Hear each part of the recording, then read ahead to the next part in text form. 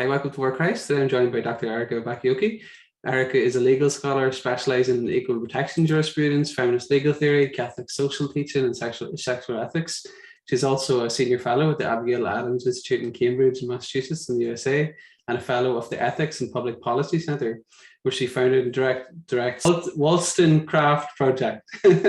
Today we will speak about her brilliant book, The Rights of Women, Reclaiming a Lost Vision. So then, just to begin, Erika, what prompted your interest in law and the rights of women and some of those central concerns that we see in your work? Yeah, it's a good question. I was raised in a family where my mom married and divorced 3 times. So by the time I got to college, you could say I ran to the Women's Center on campus and got really interested in feminist issues. I think because I just had some like real kind of emotional turmoil from those divorces. I also had a couple of friends take their own life early on in my life. So I guess I think like a lot of people these days who are really hurting emotionally, I sort of turned toward politics for this sort of fix. It didn't fix all that well though. Yeah. And I actually got to spend a semester down in Washington, DC, and I came across a bunch of books that were really important in my life. At that point, to deal with kind of the emotional trauma of my childhood, I had actually spent some time drinking and drugs and things like that. So by then I had entered 12-step programs, and so had been taught how to pray, but I didn't really have like an intellectual kind of worldview or philosophical worldview to accompany the prayer that I'd been taught. So when I was down in DC during my junior year in college, which is, about halfway through college after I'd spent a lot of time in women's studies, I came across some books that professors down there had introduced me to that were in what in the United States was called in the 1990s, the communitarian movement. But it was just really kind of a critique of liberalism, I guess you would say, and sort of an orientation of rights as the primary kind of way we think about ourselves as political beings.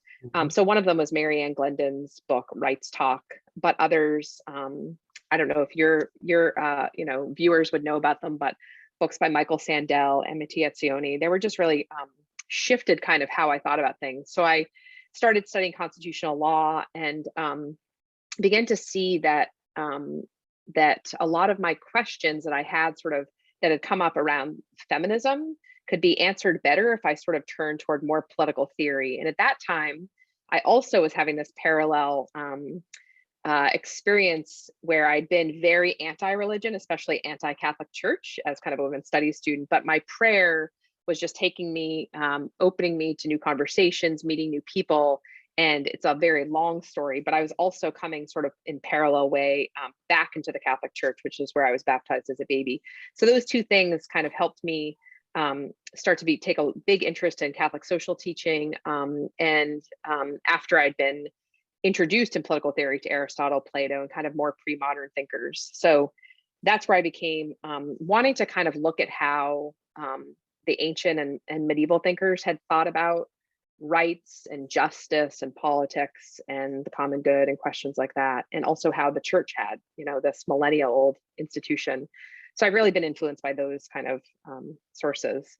Brilliant. And then regarding some of those figures, even academically that you mentioned there, or even more personally, I wonder then, what was it that was especially relevant from their work that appealed to you, and why that been so influential in your life then?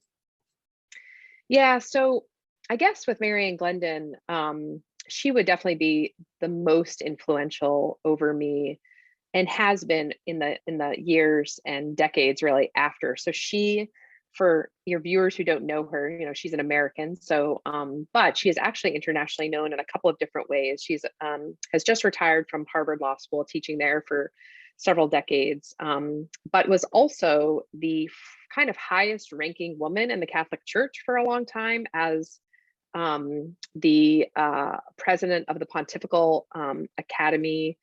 Now I'm forgetting of social sciences, I believe. It's funny that that's slipping my mind, and then she also led for John Paul II, the Beijing Conference on Women.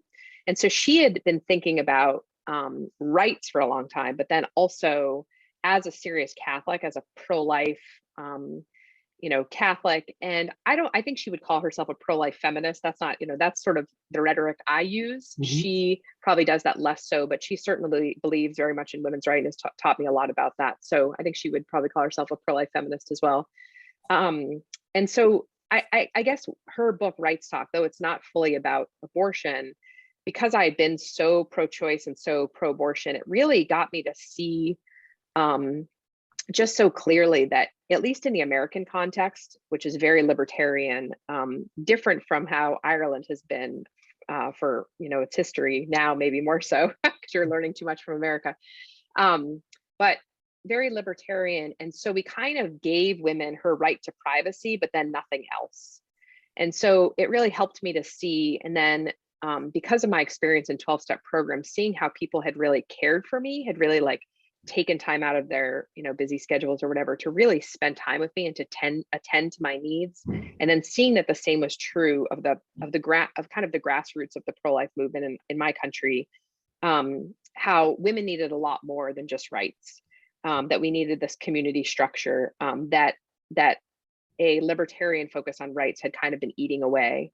And so that was kind of what she taught me through moving through a lot of constitutional law cases and a lot of political philosophy, but I did learn a lot from her. Brilliant, thank God. And I'd love to look next at how your own book then has built upon some of these lessons and developed those. So you have The Rights of Women, Reclaiming a Lost Vision. I want to ask first, what moved you to write that book? And then what do you hope that readers will take away from it and gain from it?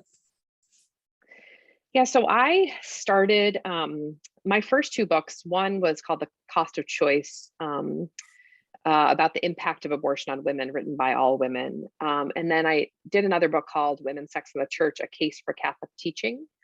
And after I had finished with those and done some speaking and other writing about them, I really started to immerse myself in constitutional law, and in particular, the work of Ruth Bader Ginsburg, which I think we'll get to later because it's later on in the book.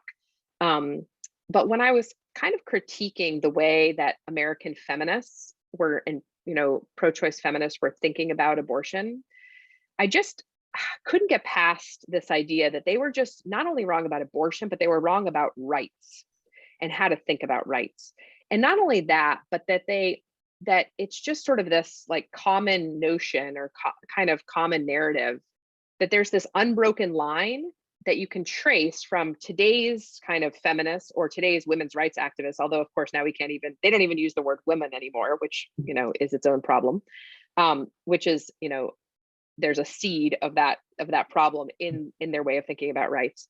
But that they had this false narrative that there's this unbroken line that can be traced from how they think about rights back to the way that women's rights advocates have always thought about rights, all the way back to someone like Mary Wollstonecraft, who is an 18th century British philosopher. And and that line goes straight through the American suffragists, but also suffragists in other countries, and how they thought about rights. And so what I realized that I had to do, especially as someone who had a great interest in training in political theory, was that I couldn't just stop at the constitutional law and kind of, argue with them about that in our own context, because the way we all were thinking about rights was just wrong-headed. We had taken a wrong turn. And so I had to dig deeper into that. And Mary and Glendon had taught me a lot of that, but I had to go kind of back deeper into the way those earliest women's rights advocates thought about rights. And what I discovered is that it's entirely different approach. And just to not go on and on about it, because we'll get into more of the details, but it would be really untenable philosophically for one of these older women's rights thinkers to think that a woman had a right to abortion, because really women had these pre-existing duties of care to their unborn child. And what rights were for is for them to be able to undertake or fulfill those duties. So rights were necessary to fulfill duties and to do so virtuously. And that's the kind of language they used. And so when you think of someone like Mary Wollstonecraft, her book about rights is far more about virtue than it is about rights. And so that's what I kind of am trying to reclaim in the book. Brilliant. Can you tell us a bit more then about Mary Wollstonecraft, why she's such an important figure, and what then did mark her moral vision, that kind of more virtue ethic, if that makes sense? Yeah, so she's a really incredible figure because the way she's remembered today is, by kind of most people, is that she just was really pushing for women's rights in education and marriage. And so now, we have all those rights. So why do we care about Mary Wollstonecraft? But what's really interesting about her is in the last, say, 20 years, there's been all sorts of new female political theory professors and academics. And so they've really kind of recovered more of her work.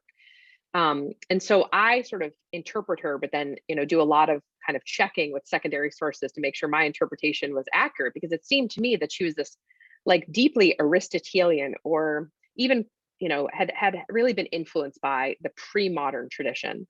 And so thinking about not like Thomas Hobbes and John Locke and John Stuart Mill, which is the modern tradition, which I think has gotten us into a lot of trouble. But the pre-modern tradition, so Plato, Aristotle, and even the Christians.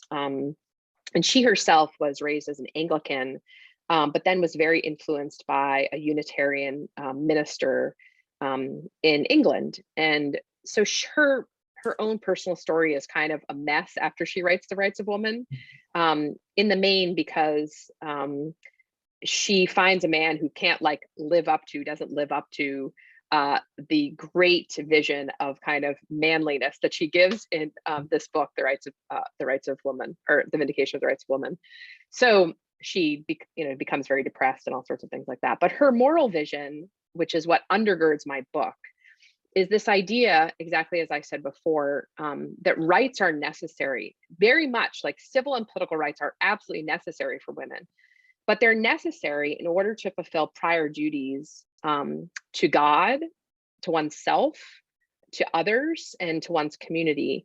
And why? Because we're certain kinds of beings. So you can say we have natural or human rights, but you can't just stop there. You have to say, well, what is it to be a human being? And she had a particular understanding of what it was to be human. And her understanding is that human beings, in order to be happy, and this is the pre-modern account, in order to be happy, that we have to live virtuous lives. And that's what brings happiness. And so she says, things like, freedom without virtue will reduce men to beasts, because a freedom that's bereft of kind of the self-mastery of the passions will just turn people into people who are enslaved by their passions. And any of us who have dealt with addiction know that to be absolutely true. We are not free when we're kind of doing whatever our passions want. We're very much enslaved. And so she understood that very clearly. And the second point, the woman part, is really important. Her main interlocutor was Jean-Jacques Rousseau, one of her main interlocutors. And he had claimed in his very famous book, The Emile, which is a book about education, that women were really designed basically for men's delight, for men's kind of to please men, for men's pleasure. But what they had to do in order to help men to be good citizens was women had to have this very important, it's kind of the only virtue that Rousseau called women to, which was purity and chastity. And if they had that virtue, then they could kind of manipulate men and have power over them to cause them to sort of be these good citizens.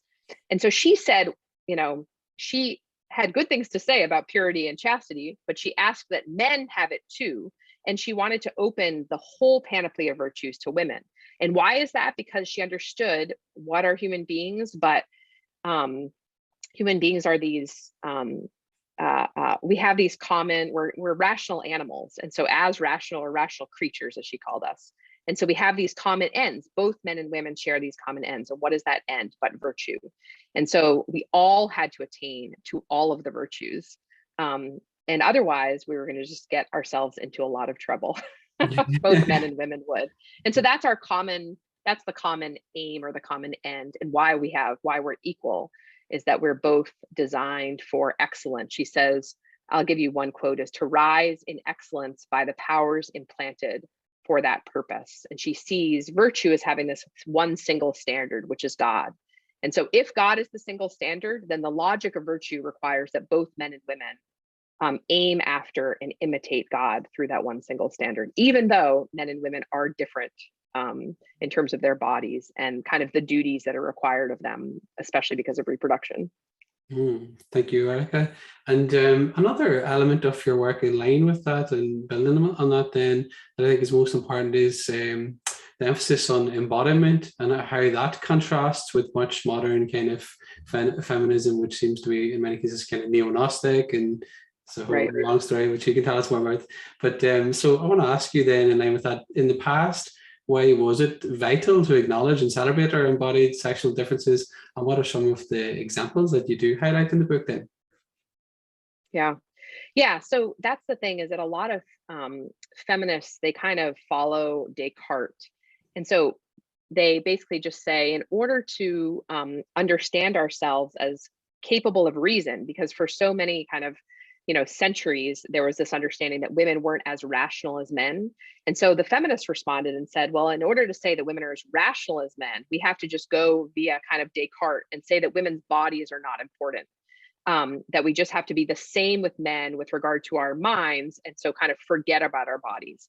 And what Wollstonecraft does is kind of bring the two together. She understands that we're bodies and souls together. So we're either kind of embodied souls or ensouled animals, or however you want to put it, but that we're this integrated one.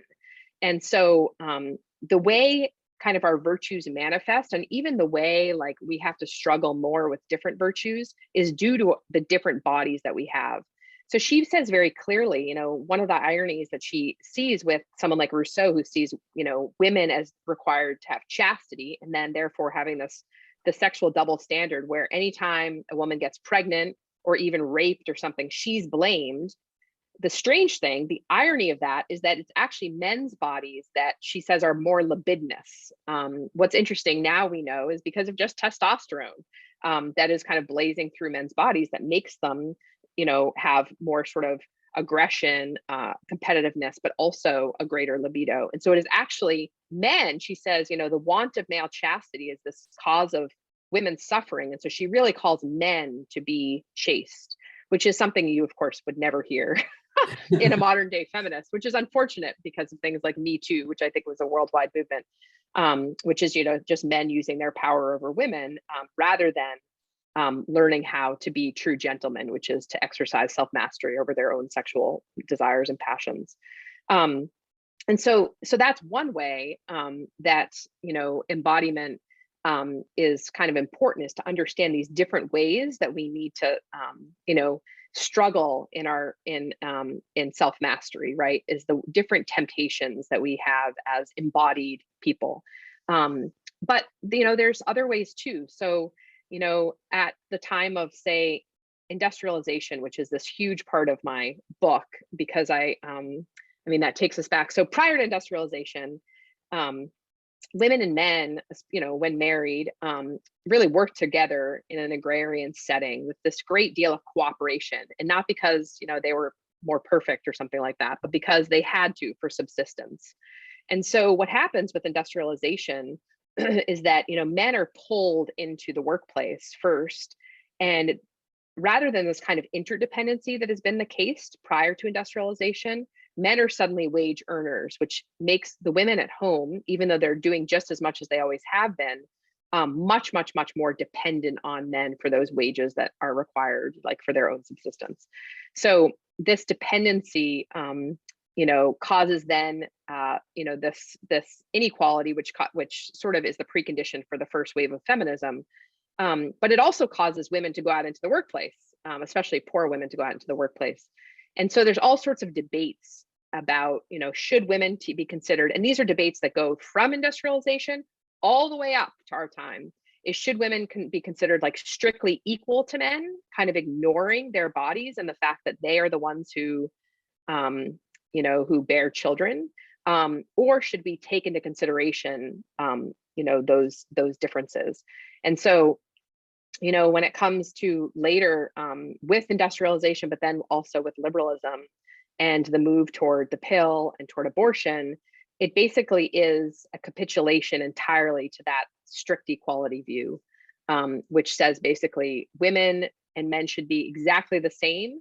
And that same person should be the model of the man, which is unencumbered, able to like detach himself or escape the consequences of sexual activity. And so if we're going to make women equal to men, we'll have to have her be able to, escape the consequences of sexual activity too, which requires, of course, contraception, abortion. This was an entirely different way of thinking about things than, prior to, around the time of industrialization, when the first wave feminists thought that if you allow even contraception, but especially abortion, if you allow those things to be easily accessible, then you will do great damage to women, exactly for the reason that we've seen after the sexual revolution, because men will more easily escape the consequences of reproduction, and women will be left, poor, bereft of paternal help, or having to get abortions and take the lives of their own children, which obviously causes all sorts of harm, not only to the child, but to the mom too.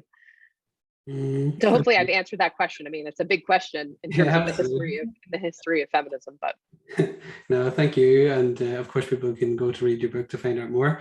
But I think in line with what you're saying there, what I appreciate very much is how you unveil this kind of liberal anthropology, which is underlying many people's views, which is often presented as neutral, as if it's just, this is the way it's always been, it always will be, which I think is absurd. And you can see it in teaching too. We're speaking about my role as a teacher. You can see how Rousseau and that general philosophy undergirds so much of our education, I think, to our children's detriment.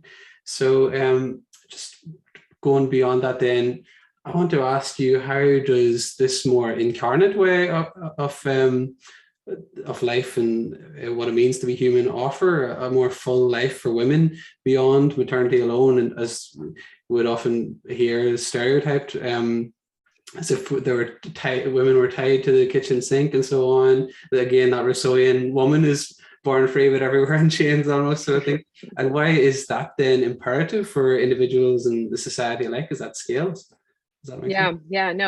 I mean, I think that's the thing, is if we have a better understanding of who women are, then we're going to have a better understanding of who all of us are.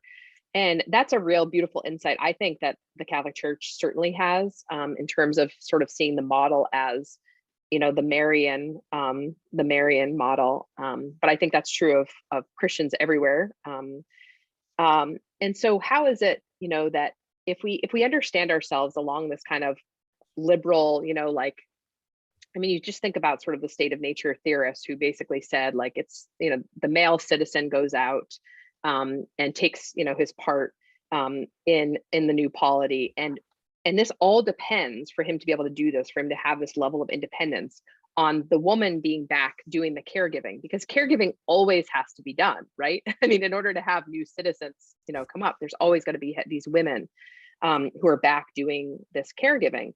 And so it's all based around kind of this assumption that takes place. But because of what I said in terms of this it had been sort of interdependence, it breaks and there becomes this much greater dependence on women.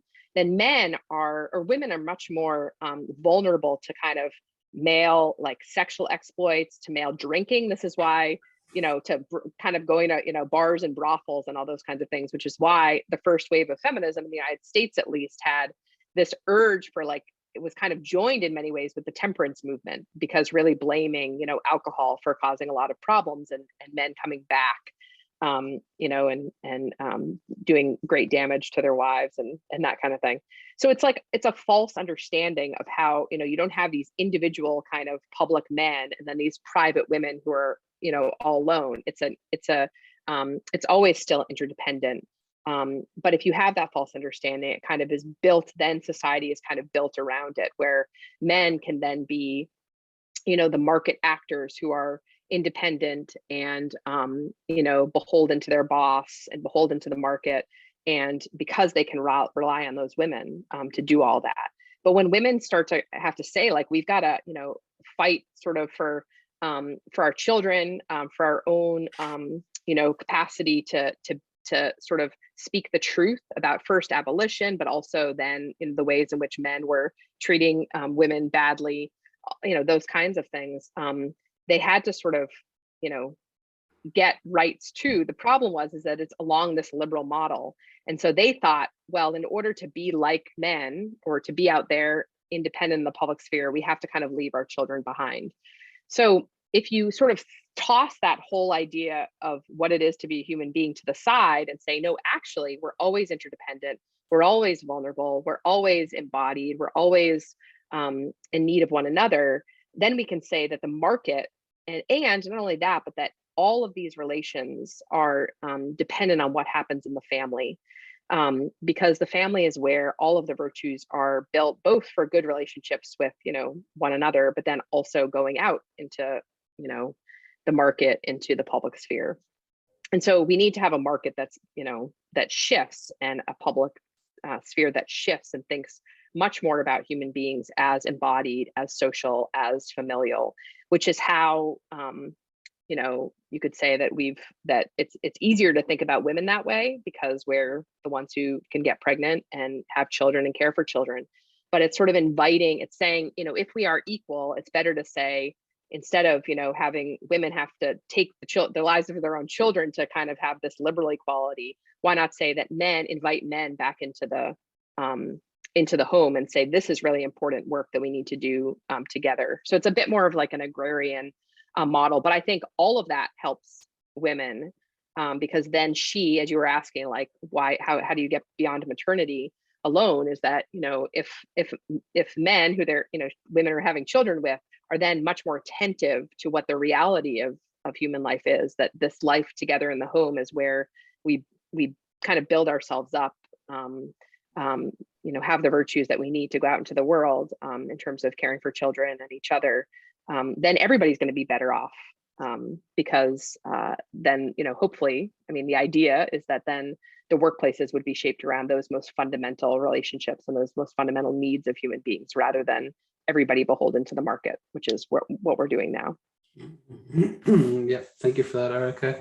And again, I think your work is so insightful as it sort of deals with those philosophical concerns, technological changes in society, all different levels of how we actually exist as human beings. So I think in line with that, I want to ask you a little bit about some of the ways that actually women's reproductive powers have historically given rise to women's legal, political, social, and even economic subordination, as we're kind of hinting at there. Yeah. So, the most obvious thing would be, to look at the ways, if you start with sort of just Aristotle, and I love Aristotle, and as I mentioned, Wollstonecraft is a, very much an Aristotelian in her ethics, but Aristotle had this great insight first, an insight about what I call, reproductive asymmetry, is that, obviously the difference between the females and males is that, females reproduce inside themselves and male reproduce outside of themselves. And so you have this, basic fact of asymmetry, which he sees. The problem is that he saw this as in a hierarchical way. And so because of that, you have, his understanding that that carries on really throughout sort of the Western canon.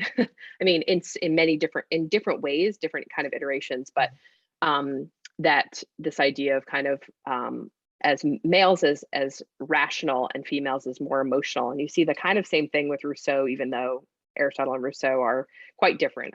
Rousseau tries to reappropriate some Aristotle, but I don't know how successful he is. Mm-hmm. So because of that, this idea of women being less rational, that's where you see this sort of subordination, right? Is that even, Aristotle talks about, that men are, well, not all men, but there are particular men who are made to lead, but women, like kind of natural slaves, are meant to be led. And so the subordination kind of comes about through not only, this kind of way of thinking about the differences between males and females, but then the obvious thing that someone like John Stuart Mill brings up, the fact that women do care for children, that, there's, when men are stronger and have more access to kind of power and things like that. And women have, are more beholden to their own children because of their embodied state, then subordination comes. So then the question is like, my question is, do you just, when you have these kinds of asymmetries, do you just say, well, we just allow men to be the one who can kind of walk away from a pregnancy, and women are the ones who are, responsible for that? Or do we have, is there another kind of response in justice to that situation? Obviously, the 1970s response was just to, basically say that like, we want to cure asymmetry through making women not women, right? But there must be another way of thinking about that. Excellent. Thank you, Erika. And then I want to ask you about somebody you mentioned earlier on, then Justice Ginsburg, so famous US judge. Why then does she sit at the center of this story, both for good and for ill? And yeah, so she's really interesting, and really part of the reason I started, as I mentioned, this book in the first place. What's interesting is you could say that there's many people who know all of Ginsburg's thought may want to nuance this even more, but I think there's two chief pillars to her thought. And that is her work in anti-discrimination law and her being kind of the chief advocate for abortion rights on the Supreme Court. And so I see a real tension between these two parts of her work. Obviously, others, other, kind of pro-choice feminists would say that they were just, basic, and of course that this is how you would think. So let me just kind of flesh that out first. So as in the 1970s, Ginsburg was an advocate and really the one who pushed the US Supreme Court to understand, basic anti-discrimination law should apply to women. So, a law could not prohibit a woman from practicing law simply because she was a woman. A law could not assume that a man would, in her very first case, administer an estate simply because he was a man. And so what I argue in the book is that if Wollstonecraft's basic principle was that women share these rational capacities with men and therefore ought to enjoy kind of equal civil and political rights, then Ginsburg kind of elevates that principle to a legal or constitutional argument. And I think that is brilliant and good. The problem is she takes this kind of anti-discrimination view like all the way down, and she discounts entirely the body and our differences in the body. And so she's really the one who, at a constitutional level, and argues, this takes kind of liberalism and takes it all the way down, so that women, if they're going to actually engage in the public sphere at all, they're going to have to kind of leave their children behind, because that's what it is to be kind of an equal liberal citizen. And so in order to do that, she sees that, she even talks about how equal citizenship stature for women requires abortion rights.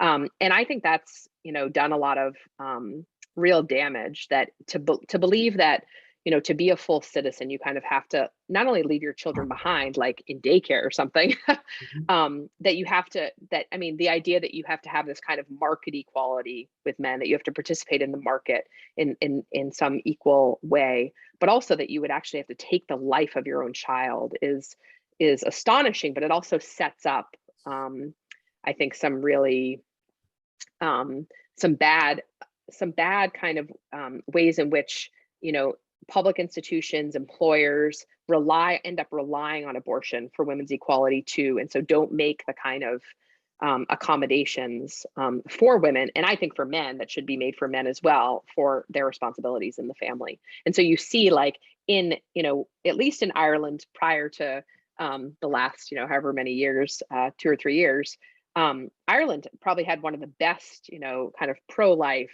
and then real pro-family understandings of things. But you also see that across Europe, where there's much less abortion kind of allowance, where you have abortion restricted much earlier in the pregnancy, but then there's a lot better kind of pro-family policy. Whereas in America, we have very little good pro-family policy, but we have abortion available throughout the pregnancy, basically. Mm, thank you, Erika. And then how did more just forms of advocacy then help us to open up a new and more balanced era where men and women could respectively engage in both avenues of fulfillment according to their personal talents and their family circumstances? And what are some of the things that give you hope in that respect then? Yeah, I mean, so I guess, I was kind of saying that you have these different ways of responding to reproductive asymmetry. And so Ginsburg is really the, main kind of, she's the quintessential liberal way of thinking about this, is that we need contraception, abortion, because then women will be a lot more like men, capable of being these equal liberal citizens. And so if we think about a response to asymmetry where we say, actually, men were engaged in this act of sex that created a child. Therefore, they should be, responsible for that child too, can't walk away. And that they should be, responsible as fathers. But then that having a child is not just this private act that has private consequences, that it's actually a public act. Because, as Marian Glendon, my mentor, always says that, when we care for children, we're doing that for everyone, because those children will go out into the world, as citizens, as friends, as, future workers, as future teachers, as future spouses. I mean, all sorts of things. And so the work we do in the home is really important for everyone. And so is there a way to think about, what the society owes to both women and men who are engaging in, yes, the workplace, but also in the work of the home? And I think, there's different ways of thinking about that. I mean, certainly with regard to more flexible workplaces, but I think there's good movement happening in the United States, at least. I think this is already happening in other, in European countries, where there's allowances, really family allowances given to families because of the work that they do, just making it a bit easier for them to do that work, so that they're not kind of disproportionately sort of injured economically by taking on the work of caregiving in the home. And so I think, it's good. Anti-discrimination law only takes you so far. It's good to say, you can't make a law that says women can't do something, but you also kind of have to help out those who are not only women who are caring for children, but also just families, because it is, more work to be engaged in that kind of sacrificial work. It takes more money, it takes more resources. And so, they shouldn't kind of be discriminated against because they've chosen to do an act that is, good for everyone. Excellent. And then I think in line with what we've discussed so far, and this kind of crude conception of liberty, and at least implicitly we've referred to a kind of crude idea of equality too, but I think part of the problem seems to be that people think in terms of these buzzwords, and even philosophically, Bishop Barron has said that these can't be ultimate goods, even philosophically, and that he kind of delineates some of the problems with making them. So I want to ask you a little bit about how, or what's wrong with the state and the courts then adopting these crude theories of equality, say, and how does that then go against what we're speaking about, against reality and human flourishing itself?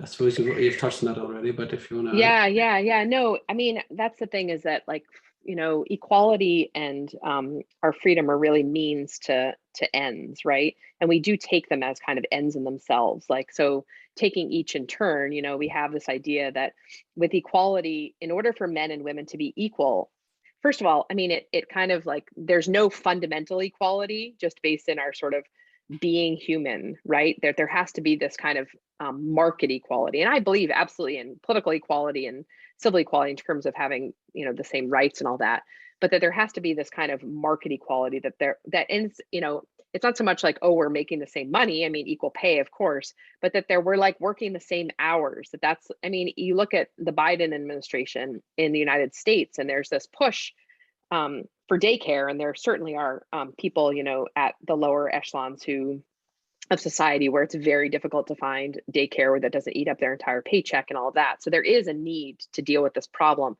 but it's always like this idea that, we've got to get women back to work. Like, that's the main goal, rather than like, how do we make sure we take care of children best? And are there women, and yes, the answer is absolutely, who want to be taking care of their own children? Or are there families who want to be sharing that care between husband and wife or with grandparents? And that kind of thing. So to think that we need to have like the real signal of equality is this ends, where we it's not like just equal opportunity. It's not just legal equality. It's like this equality of ends where everybody is the same, working the same number of hours. So we're all basically just breadwinners leaving caregiving to, the state, I guess. And that's just a really bad materialistic way of thinking about equality. And it really shows, that when you don't have kind of a framework where God is in the picture, where you can understand that we are equal. This is in our Declaration of Independence. So the fact that it's lost on Americans is kind of astonishing, but that we're equal as creatures, as made, by God, and that we have our dignity because of being those creatures, and that, and that's where you start. So really, whether a woman or a man is earning money does not indicate their equality at all. They have this kind of fundamental human equality, and so I think that that's the part that is really kind of becomes very scary when you lose that understanding of fundamental human equality, and you need to try to find ways to push every woman into the workplace as much as you can so that she can have this kind of market equality. It's where you see the kind of logic of the capitalistic market take over, even though it's coming from, in our country, from the left, which is astonishing, So then, with regard to freedom, there's just this kind of view of freedom also as its own end rather than a means. So, and it's the right to choose is a perfect way of thinking about it, right? Because choice is the most important thing, and so you can't have any constraints on choice, and choice is all about following my desires, and so we can't have any constraint on desires either, right? But that's not at all how an older kind of understanding of freedom came about, or how people used to understand freedom, which was literally just a means to making good choices, to living a good life, and I think that's and following one's reason, and not being kind of beholden to one's passions, because as I said before, that makes one a slave. Like Mary Wollstonecraft, a great line of hers is, society can be only be happy and free in proportion as it is virtuous. Because we need to be, as rational animals, we need to be following that highest part of us, which is our reason. And if we're just following our slaves, we're not free. Amen. And then later in the book, Erika, you put the pieces back together again, I suppose, in both law and culture to proffer a more affirmative vision for women and men today. Can you tell us a little bit about that and some of the practical elements that offer hope again? Yeah, so I think a big part of it that kind of falls on from what we were talking about is a line that I take from Jane Addams, who is this kind of remarkable woman in the 19th century. She was very involved in responses to industrialization, especially for the working poor, for the working class. She was a Nobel laureate for the work she did founding something called Hull House, which was basically helping families deal with the displacement from industrialization.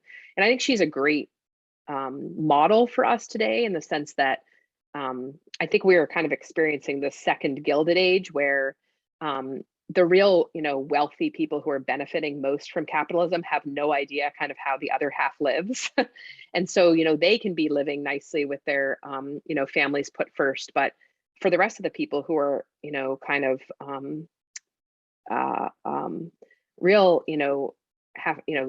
just think in the practical ways in which their employers kind of make demands on them in terms of their scheduling, like in terms of making them come back to work right after they have children, in terms of no flexibility. All of those things are just really, again, we're just beholden to this kind of capitalist logic. So I like the way Jane Addams put it, is that we have to put the family claim over the social claim. And that really, to understand, sort of economics, politics, the family together, you have to understand that the market really serves families and their members, not the other way around. And so the work of the family is kind of this precondition for a functioning, flourishing market, but also for a republic. And so I think one of the most important things that we can do now is kind of reduce those sorts of market pressures on families so that they can do what they do, for their own good and for the good of their families, for the good of society as a whole. So, I mean, I talked a little bit about what those might be in terms of flexibility and getting them more cash, making sure that people aren't thrown into work that, rather than the care for their children that they want to do, that kind of thing. Excellent. And then what are some of the whys and hows of how the law might actually begin to acknowledge and respect this human dependency, say our maternal, paternal duties, and the more immediate structures of civil society? Yeah, so that's a really big question. I mean, I think the focus of there's, a lot of movement in the United States of kind of refocusing questions of law on the common good, which I think is really important, that we, pull back from the focus on rights as the only way to think about justice, and really thinking about, the obligations we have to one another, and thinking about justice in an older sense of what each one is due, And so that's actually one of the things I've been doing since the book, is trying to think a little bit more about rights theory, and then how the law can better understand. I mean, I think with abortion, it's a really is kind of a perfect question, because instead of just thinking like women have these rights to take their lives or their own children, we instead think about the whole question in terms of maternal and paternal duties, and then the duties that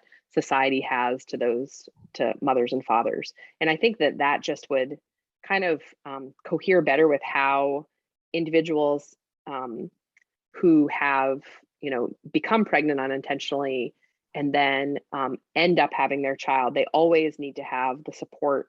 They know that they have a responsibility to that child. And so really acknowledging that in the law and saying, yes, it's not just the child has a right to life, but there's actually the mother has duties to that child, just like we see in all of, family law is all about kind of the duties that parents have to their children.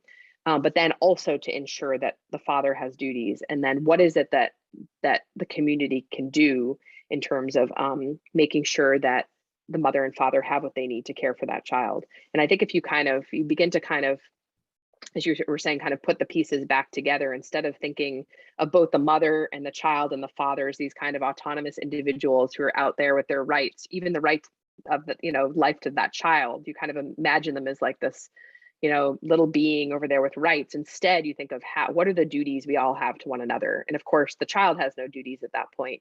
But the mother, because of the vulnerability of that child, because the mother is the only one who can care for that child at that time, the mother has, those sorts of duties, but she can only, care for that child properly if she has help. And so I think thinking about things in that way with regard to our obligations, with regard to our duties, and kind of interdependencies with one another is just a better way forward, that we talk about things that way, that we structure sort of the law that way better. Like they're already existing duties that we have, and so we speak them. I mean, the thing that happens when you start to talk about maternal and paternal duties of care to an unborn child is that it reverberates backwards toward the act that created that child in the first place. And so hopefully will help people to think about their own sexual activity better. If I really have these duties of care when a child comes into existence, then I ought to think about what the sexual act is and with whom I want to engage in it. It reverberates back even further as to the ways in which we think about ourselves, and sexuality, the way in which our culture has been pornified, and also women are sexualized. I think men are more and more sexualized. So I think all those ways, like just just kind of telling the truth about our interdependence and duties to one another is a way of not entering into the liberal way of thinking as ourselves as kind of autonomous individuals. And so when you don't even enter in by talking first about rights, you have a better way of, you're just sort of more in who human beings really are. And so I think you can get to solutions more easily, and you can kind of, I guess the way we would say it is like natural law kicks in, and things are, I don't know, the pieces are put back together, I guess is the best way to put it. Excellent. Thank you, Erika. And I want to ask you, just before we conclude, a bit about, as not just somebody in America, but as a Christian concerned with the Catholic Universal and the church across the world. And I think, as you said, this book is rooted in American history, but there's many lessons, I think, that apply across the board, and in some cases lamentably so, because some of the bad things have filtered down to the countries like Ireland, as you suggested, with the kind of move towards abortion and different things. So why then is it vital to beyond the United States, to this call to the Christian life for men and women, and how might we become more active in the church today, and a more embodied, authentic kind of Christian manner? I suppose doubly important given the fact that so many of us kind of filter our lives through just social media and so on, and ignore, or even those of us who call ourselves Christians, ignore the importance of the incarnation and what it means to be an embodied human being. Does that make sense? Yeah, I mean, I think, yeah, please don't get all of your information off social media. I'm glad you're spending a lot of time with Bishop Bear, and I am too. He's taught me a lot. But I think, to understand sort of the truths about who we are and where we're going and all that, I just think there's, all of us really have to be called to prayer a lot more than we do. That we need to see that, in order to kind of get out of the mess that we're in. I truly believe, I mean, more and more kind of every day, that it's really personal sanctity that is so attractive, and I think really will draw people in. It's only personal sanctity that is the fruit of prayer, and for Catholics, the sacraments too, is being like divinized, made, transformed by Christ's very being in us. But I think it's also in our relationships with one another that people will see. I mean, I think about my husband, and we have many children, and it's a hard life, but it's such a good life because of the prayer that I begin with every day, that my children begin with, and I think you can see in just the relationships. I mean, I think about how I used to think about things as a secular feminist. I always hoped that I would, find a man who would be emotionally available and emotionally attentive and all that. And I can tell you, I never found them among secular males. But then, I mean, both my husband is a very serious Catholic man, but then, I mean, nearly all of the Catholic men, the serious Catholic men I know, serious Christian, other types of, religious folk who really take them, their religions real seriously, that they spend time in prayer. There is that emotional availability. And to see men like that, especially when, you have public male figures who are, crude and rude and all the other things, just to see that, I think it's just such a draw. It's so attractive. We have communities of kind of families or a community of families who get together, both surrounded by schools, but then also just through other activities. And to see my teenagers just see what other, husbands and wives are like, and then what other children are like, and that they're all working toward, being, people of virtue and of holiness, and that really is the happiest way, as compared to the life that's on offer, whether it's in social media, although I try to keep my children off of that. But just out in the world, I mean, it's such a huge difference right now, that I think I have a lot of hope. I mean, raising children right now, I have so much hope that the contrast that is offered between what a real, like, embodied Christian life looks like, and the joy, even if it's hard, the joy and peace that comes from that, and kind of like the answers to life's questions, that is just this beautiful thing, this beautiful attraction compared to the real, I don't know, like disintegration and stress and I don't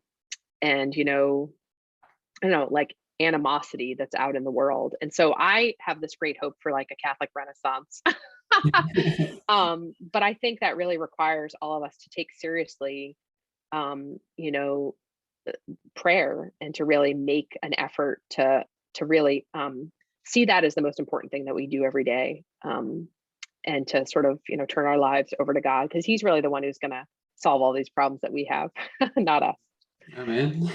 And is there anything else then that you're working on now at the moment, or do you still feel the passion to get involved with in the future that you'd like to tell us about, Erika? Yeah, I mean, as I mentioned, I'm working on rights theory, but I also I'm a founder of a classical school here, and I'm really see classical schools as being one of the means of kind of a Catholic Renaissance. So I am, hopefully finding ways as my, my book and, the kind of launch of it last summer, and, people asking for interviews, all that, as that begins to recede, that I'll begin to focus more on classical education. I especially am eager to get classical education into poor neighborhoods. Not really sure how to do that yet, but that's a real kind of in my heart. So we'll see what happens. Glory to God. And then where can viewers or listeners find out more about you and your work if they want to follow up from this interview? Yes, thank you so much. So the best place to find my work is at Ethics and Public Policy Center in Washington, D.C. Just go to EPPC.org, and they kind of keep all of my work for me there. And then, of course, The Rights of Women is on Amazon and at Notre Dame Press if you want to pick it up. Brilliant. Thank you so much again, and God bless you, Erika. Thank you, Mark. Nobody can stop me. I'm going.